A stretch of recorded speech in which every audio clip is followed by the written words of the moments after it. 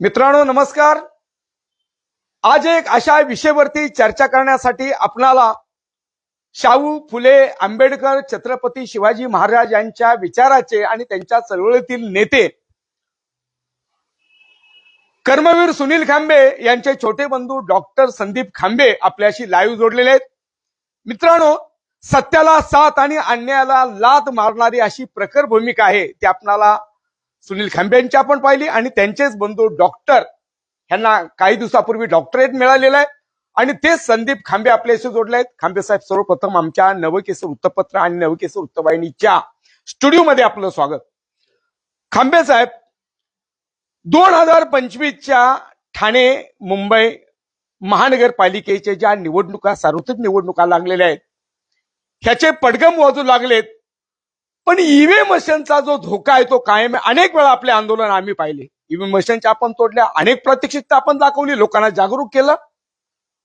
आज आपण नवकेसरीच्या कार्यालयात आला, आपण ह्या स्टुडिओमध्ये आलात, काय आपल्या मनात भाव जोडले? बघा, ईव्हीएमला प्रखरपणे महाराष्ट्रामध्ये पहिल्यांदा कर्मवीर सुनील खांबे साहेबांनी विरोध केला. केंद्रामध्ये जाऊन ती ईव्हीएम मशीन फोडून त्याच्यावर शाई टाकून कर्मवीर सुनील खांबे साहेबांचं आंदोलन हे देशभर इंटरनॅशनल लेवलला देखील ते पोहोचलं. आणि त्याच्यानंतर ईव्हीएमची रावणची प्रतिकृती करून मागच्या 2 वर्षापूर्वी त्याला पेटवण्यात आलं. आणि त्याच्यानंतर अनेक सामाजिक संघटना आणि चळवळी या ईव्हीएमच्या विरोधात काम करीत आहेत. परंतु अचानकपणे 10-15 दिवसाच्या कालावधीमध्ये निवडणुका आपल्या डोक्यावर थोपवलेल्या आहेत. आणि निश्चितच तुमच्यासारख्यांना प्रश्न पडणार की आता ईव्हीएमचं काय आणि ईव्हीएम विरोधी चळवळीचं काय. तर ईव्हीएमचा धोका आपल्याकडे कायम आहे. ईव्हीएम विषयीचा अविश्वास हा जनतेचा कायम आहे. आमचा देखील अविश्वास कायम आहे. आणि जर का ईव्हीएमच्या जोरावर निवडणूक आयोग जर का निवडणुका घेत असेल आणि जर का भांडवलदारांच्या ताब्यामध्ये ही ईव्हीएमची जर निवडणूक आयोगाला माहिती नसेल आणि भांडवलदारांच्या ताब्यामध्ये जर का या मशिनींचं जर का कंट्रोल असेल तर मोठ्या प्रमाणामध्ये आपल्या महाराष्ट्राची हानी होणार आहे. कारण मुंबई हा केंद्रशासित करण्याचा डाव, जो हुतात्मा चळवळ आपली झाली, 104 हुतात्मे शहीद झाले, तर तो जेव्हा डाव उधळण्यासाठी 104 हुतात्मा झाले, तोच डाव आज पुण्याने पुन्हा कॉर्पोरेट क्षेत्रातल्या लोकांनी, कारखानदार लोकांनी गिळंकृत केलेला आहे. त्याच्यामध्ये मराठी माणसाचा टक्का 0 आहे. आणि मुंबईतला जो मराठी माणूस आहे तो मुंबईतून हद्दपार केलेला आहे. असलेला मराठी माणूस कमकुवत केला जात आहे. आज बँकांच्या माध्यमातून घरांवर जप्त्या घेऊन परप्रांतीयांना ती घरं विकल्या जात आहेत. आणि असं करून करून जो काय कर्जामध्ये डुबलेला मराठी माणूस आहे त्याला संपवण्याचं काम या व्यवस्थेने केलेलं आहे. म्हणून आता मतदारांची जबाबदारी आहे. आपण बोलताय की मतदारांची जबाबदारी आहे, ईव्हीएमचा घोटाळा आहे. नगर परिषदेच्या या निवडणुकांमध्ये आम्ही राड्यांचा धूर आणि पैशांचा महापूर पाहिला. पण पुन्हा पुन्हा मात्र आपण तीच लोक निवडून येतात. आपण जसं म्हणताय ईव्हीएम मशीन आहे, पण मात्र पुन्हा अशा प्रकारच्या ईव्हीएम मशीन मध्ये खरंच हा प्रकार होतोय की अनेक वेळा आपण प्रात्यक्षिक दाखवले सगळं घडतंय? साहेब, आपण अवकाशामध्ये सॅटेलाइट कंट्रोल करतो. ईव्हीएम ही प्रोग्रामिंग 100% आहे. ईव्हीएम ला सेन्सॉर आहेत. 15 सेकंद तुम्ही जर ईव्हीएमच्या समोर थांबले नाहीत आणि तिथून निघून गेलात, जर का बटन दाबल्यानंतर, मत दिल्यानंतर, तर त्या सेन्सॉरला कळतं की समोर ती व्यक्ती नाहीये. तुमची निघालेली स्लिप ती परत बॅक जाते. आपण ते मध्यंतरी एक प्रात्यक्षिक दाखवलं तर ती स्लिप पुन्हा बॅक जाते आणि प्रस्थापित पक्षाची स्लिप पडते. तुम्हाला कंपल्सरी त्या ईव्हीएम समोर 15 सेकंद थांबायचं आहे जोपर्यंत ती स्लिप पडत नाहीये. आणि बहुसंख्य लोक ही लिटरेट नाहीयेत मतदानाच्या बाबतीत. आवाज आला की ते पोलिंग मशीन समोरून बाजूला होतात आणि सेन्सॉर त्या मशीनला सिग्नल देतो आणि त्यावेळेस हा प्रकार घडतो. ईव्हीएम मध्ये अनेक फॉल्ट आहेत, प्रोग्रामिंग आहेत. परत ईव्हीएम हॅक होऊ शकतं आणि होतं. जीपीएस द्वारे तुम्ही जगात कुठे तुम्ही गेलात ते कळतं. तर त्या प्रोग्राम केलेल्या त्या मशिनीचं कळणार नाही का? सर माझा एक प्रश्न आहे, जगाच्या पाठीवर अनेक राज्य आहेत पण त्या ठिकाणी बॅलेट पेपर वापरतात, मग केवळ ह्या इव्हीएम मशीनचाच वापर का? बघा, ही लादलेली अघोषित हुकुमशाही आहे, लोकशाही उद्ध्वस्त केलेली आहे. आज जर पक्ष जर स्वतःला म्हणतात तर विभिन्न विचाराची लोक आणि विभिन्न विचाराचे पक्ष युतीच्या माध्यमातून किंवा आघाड्यांच्या माध्यमातून एकत्र कशी येतात. आणि ही विभिन्न विचाराची लोक आघाड्या करून जर का टेक्निकली जर का सरकार आणत असतील, ईव्हीएमच्या साह्याने आणत असतील, तर भारतातील मराठी माणूस हा उद्ध्वस्त झालेला आहे, महाराष्ट्रातील मराठी माणूस हा उद्ध्वस्त झालेला आहे. आणि मराठी माणसाचं आता कर्तव्य आहे की मतदान करताना कोणत्या दिशेला करायचं आहे, चंगळवादात जायचं आहे, निवडणुकीत आलेल्या प्रचारांना अपप्रचारांना बळी ठरायचं आहे, का निवडणुकीत भरणाऱ्या या जत्रा यात्रांमध्ये सहभागी व्हायचं आहे. अतिशय चिंतनाची गोष्ट आहे. आता डॉक्टर साहेब माझा प्रश्न आहे, ज्या मतदार राजाला संविधानाने मतदानाचा अधिकार दिलेला आहे, बोलण्याचा अधिकार दिलेला आहे, लिहिण्याचा अधिकार दिलेला आहे, पण मतराजाला कधी कधी असं वाटतं की आपण मत दिलंय, आपल्या आवडीच्या व्यक्तीला मतदान केलंय, तरी देखील मात्र दुसरे पक्ष निवडून येत आहेत. हे कसं ताळतंत्र? म्हणून ईव्हीएमच नकोय आपल्याला. अहो, माणसावर माणूस भरोसा ठेवू शकत नाही, तुम्ही मशिनीवर कसा काय भरोसा ठेवता? आणि जागतिक युद्ध चालू आहे. तुमच्या देशावरती प्राबल्य असावं, तुमच्या मतांचं सरकार यावं म्हणून जागतिक यंत्रणा काम करते. अनेक एजन्सिया काम करतायत तुमच्या ईव्हीएम हॅक करायला. आणि ईव्हीएम नसावीच. ईव्हीएम जर असेल तर तिला उद्ध्वस्त करायची असेल, रद्द करायची असेल तर प्रत्येक वॉर्डातून 100 लोकांनी तयारी करून मतदानासाठी उमेदवार म्हणून आपला फॉर्म भरला पाहिजे.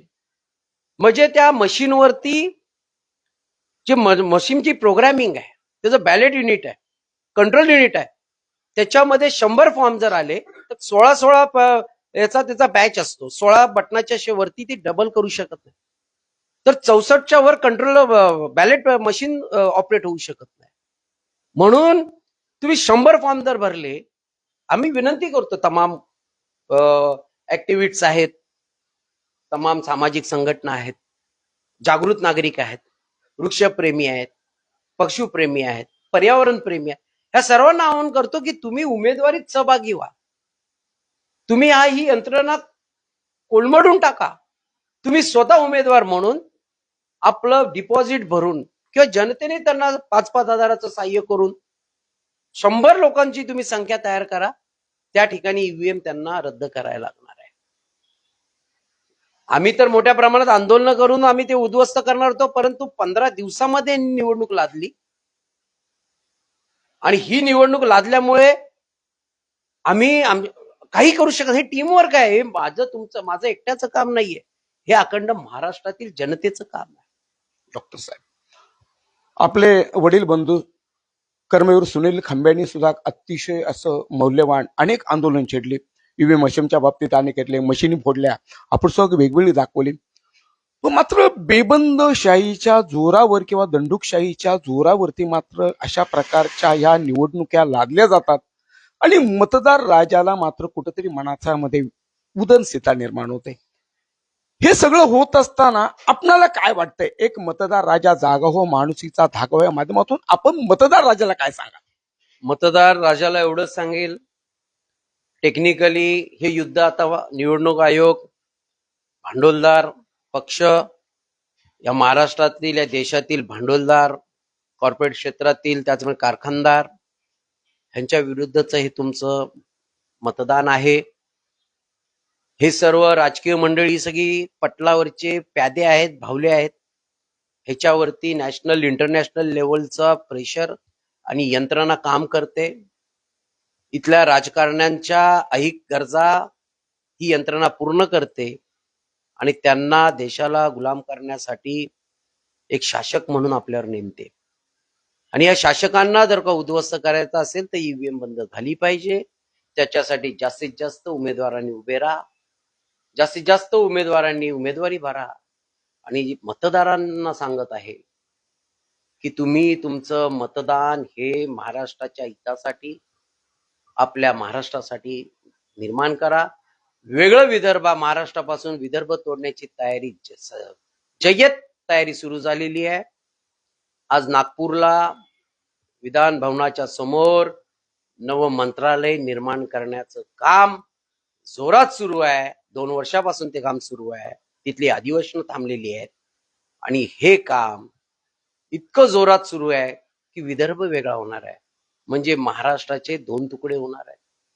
महाराष्ट्राचे 2 तुकडे झाल्यानंतर मुंबई गिळंकृत करायला त्यांना सोपं जाणार आहे आणि मुंबईवरती केवळ इथल्या प्रस्थापित भांडवलदारांचाच डोळा नाहीये, तर मुंबईवरती जागतिक स्तराच्या सर्व इंडस्ट्रियलिस्ट लोकांचा, ब्रॉडकास्टर लोकांचा, सर्वांचा डोळा आहे, रॉकस्टार्स लोकांचा. आणि ही मुंबई उद्ध्वस्त होणार आहे. तुम्ही मुंबईतून उद्ध्वस्त होणार आहात, तुम्ही ठाणे शहरातून उद्ध्वस्त होणार आहात, उपनगरांमधून उद्ध्वस्त होणार आहेत. म्हणून अदानी आणि अंबानीचे लाड आपण नेहमीच वृत्तपत्रातून बघत आहोत. मल्ल्यासारख्या माणसाचे फरार आहे, विजय मल्ल्या आहे, मग तुमचे अनेक असे भांडवलदार फरार आहेत. काळं धन आणणार होते, त्यांनी काळं धन आणायचं सोडून या देशाला काळं फासण्याचं काम केलेलं आहे. आणि म्हणून या आघाड्या, ह्या युत्या यांच्यावर विश्वास न ठेवता चांगले उमेदवार, कर्तृत्ववान उमेदवार तुमच्या डोळ्यासमोर लहानाचे मोठे होऊन प्रामाणिकपणे जनसेवा करणारी उमेदवार तुम्ही निश्चित निवडले पाहिजेत. योग्य मतदान केलं पाहिजे. परिवारासहित मतदानाला जाऊन ही निवडणूक ही महाराष्ट्राच्या संरक्षणासाठी, ही निवडणूक मुंबई ठाण्याच्या संरक्षणासाठी हे मनात गृहीत धरून आपण जायला पाहिजे. पैशाचं वाटप होतं, प्रचंड प्रमाणात पैसे वाटले जातात, खाणं पिणं वाटलं जातं.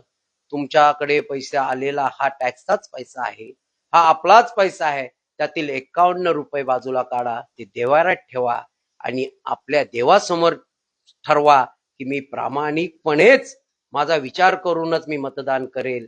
मला खाया प्यायला मिळालं, मला पैसे मिळाले म्हणून मी मतदान करेल, तर हा माझा महाराष्ट्र द्रोह ठरेल, हा छत्रपती शिवरायांशी द्रोह ठरेल, हा डॉक्टर बाबासाहेब आंबेडकरांच्या विचारांशी द्रोह ठरेल, हा येथील सर्व महापुरुष संत आणि अरहंतांच्या विषयी हा द्रोह ठरेल. असे तुमच्या मनात ठरवा आणि मतदान हे सुज्ञपणे, जागृतपणे हे करा. आपल्या मुलांना सांगा, आपल्या महिलांना सांगा.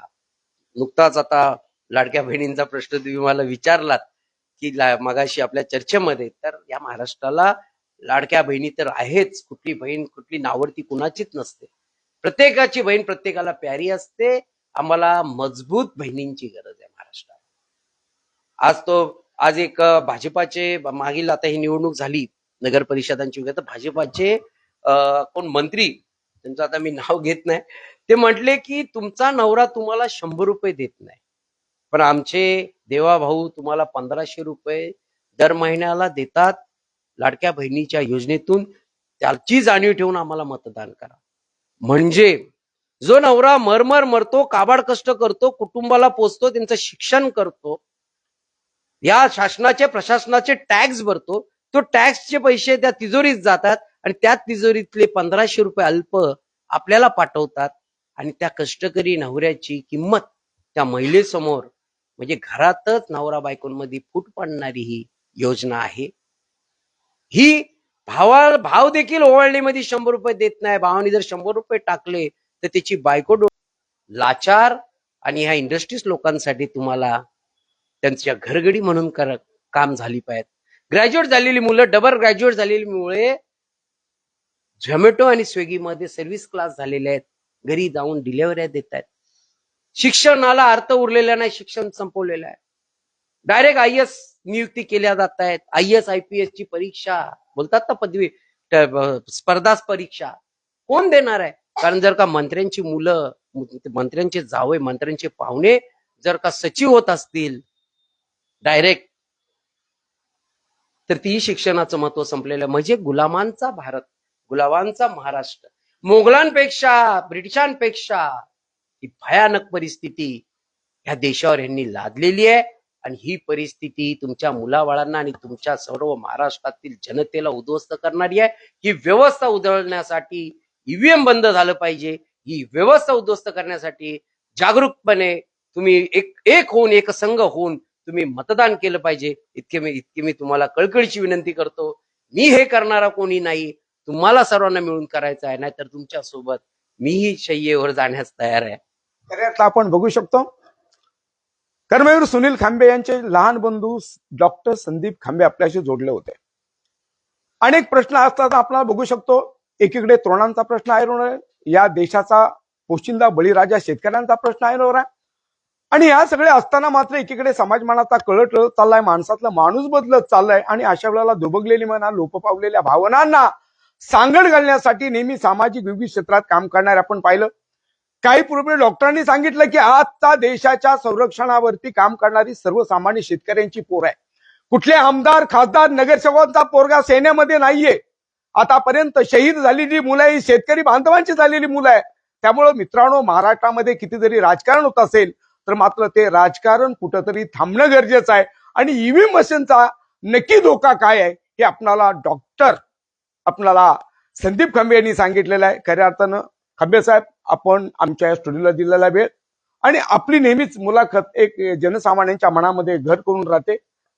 नवकेसरीच्या कार्यालयामध्ये आल्याबद्दल आपल्याला धन्यवाद. मित्रांनो, पुढील भाग पाहण्यासाठी आपण डॉक्टर संदीप खांबे यांच्या आपण पुढच्या मुलाखतीमध्ये अजून वेगळे विषय आपण ऐकणार आहोत.